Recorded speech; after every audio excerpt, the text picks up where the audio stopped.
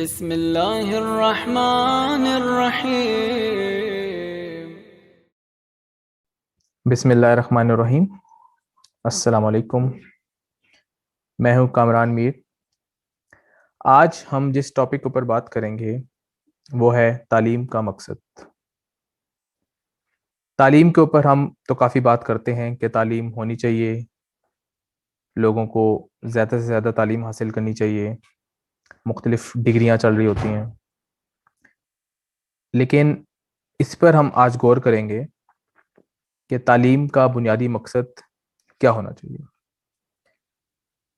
کیونکہ اگر ہم اپنی سوسائٹی میں نظر دہرائیں تو ہمیں نظر آتا ہے کہ کچھ لوگ اس وجہ سے تعلیم حاصل کرتے ہیں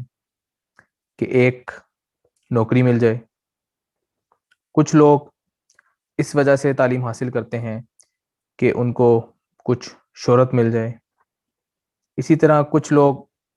اس وجہ سے تعلیم حاصل کرتے ہیں کہ ان کے نام کے ساتھ فار ایگزامپل ڈاکٹر یا کوئی اور ٹائٹل لگ جائے۔ تو آئیے اس پہ غور کرتے ہیں کہ تعلیم کا مقصد کیا ہونا چاہیے۔ تعلیم کے مقصد سے پہلے اگر ہم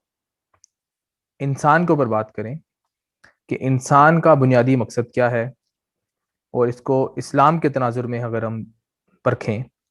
تو ہمیں نظر آتا ہے، جس طرح قرآن کی ایک آیت کا مفہوم ہے کہ اللہ تعالیٰ نے فرمایا کہ میں نے انسانوں اور جنوں کو اس لیے پیدا کیا ہے تاکہ وہ عبادت کریں۔ تو عبادت کو اگر ہم ایک بڑے مفہوم کے دائرے میں دیکھیں جس کا مطلب ابد سے نکلتا ہے، یعنی کہ اللہ کا تابع دار، اللہ کے حکم کی فرمانبرداری کرنے کا نام جو ہے وہ ابد یا انسان سے تعلق رکھتا ہے۔ تو عبادت کو اگر ہم صرف ایک رسمی عبادت کے تناظر میں صرف نہ دیکھیں تو انسان کا بنیادی مقصد یہ ہے کہ اللہ تعالیٰ کے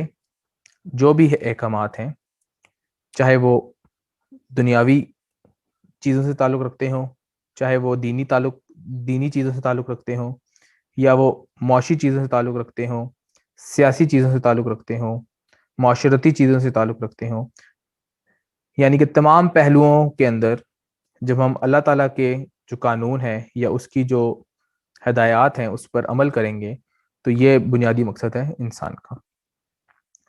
تو اسی طرح اسی تناظر میں اگر ہم تعلیم کو دیکھیں کہ تعلیم کا مقصد کیا ہونا چاہیے اسلام کے تناظر کے اندر، تو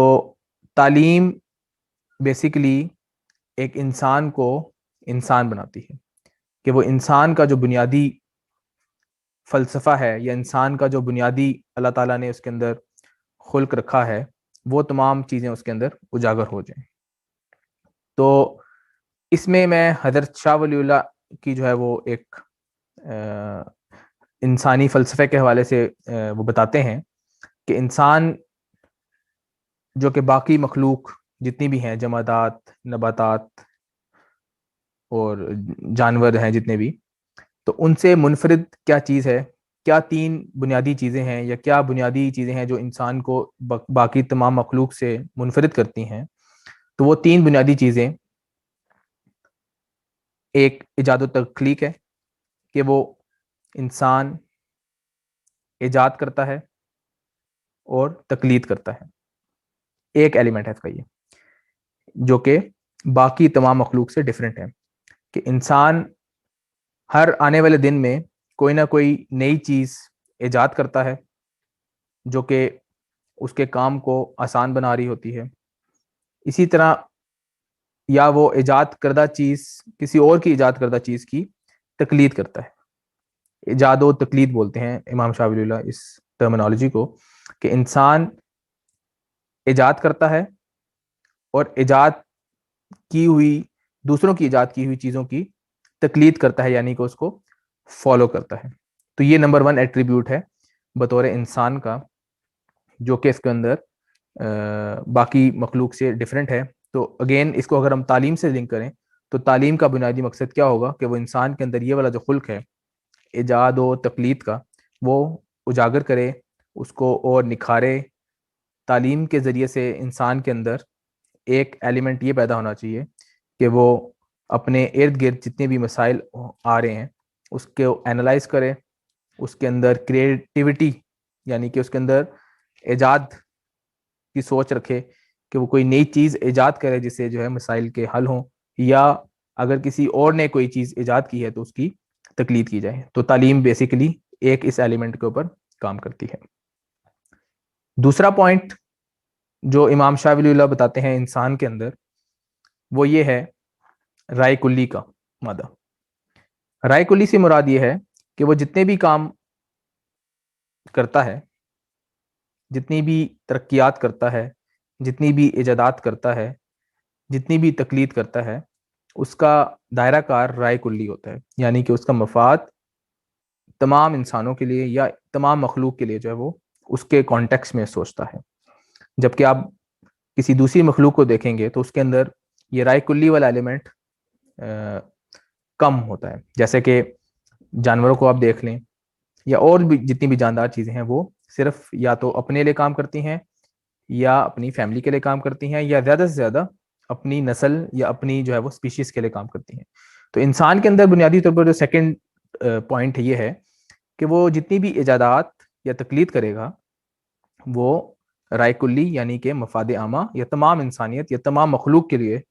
فائدے کی سوچ سے جو ہے وہ ایجاد کرے گا. اسے صرف خود فائدہ نہیں لے گا بلکہ دوسروں کو بھی فائدہ دے گا, اور دوسروں کے اندر جو مسائل ہیں یا دوسری مخلوق کے اندر ایون جو مسائل ہیں ان کو بھی حل کرنے کی کوشش کرے گا. تیسرا پوائنٹ یا تیسرا جو خلق امام شاہ ولی اللہ بتاتے ہیں انسان کے اندر, وہ ہے خوب سے خوب تر کی تلاش. یعنی کہ انسان جتنی بھی ایجادات, ترقیات مفاد عامہ کے لیے کرے گا اس میں وہ کسی ایک جگہ پہ آ کے رک نہیں جائے گا. اگر ہم انسان کی تاریخ کو بھی اوپر نظر دوڑائیں تو ہمیں معلوم ہوتا ہے کہ انسان نے کسی بھی ایک چیز کے اوپر یا کسی ایک ایجاد کے اوپر اکتفا نہیں کیا. ٹھیک ہے, وہ کسی ایک پوائنٹ پہ آ کے رکا نہیں کہ اب کافی ہو چکا ہے. تو یہ تھرڈ جو ایلیمنٹ ہے خوب سے خوب تر, وہ انہی تمام بنیادی چیزوں کے اندر, چاہے وہ ایجادات ہوں یا تقلید ہو, اس کے اندر وہ خوب سے خوب تر کی تلاش میں رہتا ہے. اس کی مثال ہم اس طرح لیتے ہیں کہ انسان بھی رہتا ہے جس طرح باقی جاندار مخلوق جتنی بھی ہے وہ کسی بھی گھر میں یا کوئی غار میں, ٹھیک ہے, رہتے ہیں. تو انسان کی ترقی کا آپ اگر پیٹرن دیکھیں تو اس کا ہر آنے والا دن اس کی رہائش کے کانٹیکس میں ایک بہتری کی جو ہے وہ اس میں چیز نظر آتی ہے. جیسا انسان نے بھی جو ہے وہ کچے گھروں سے رہنا پہاڑوں میں رہنا شروع کیا, پھر کچے گھروں میں رہنا شروع کیا, ٹھیک ہے, آہستہ آہستہ بلڈنگز اور اس کے اندر نئے سے نئے مٹیریل. تو نئی سے نئی خوب سے خوب تر جو ہے وہ اسی رہائش کے اندر جو ہے وہ اس کے اندر بہتری لے کے آتا جا رہا ہے کنٹینیوسلی. اسی طرح کھانے پینے کے اندر بھی ہم دیکھیں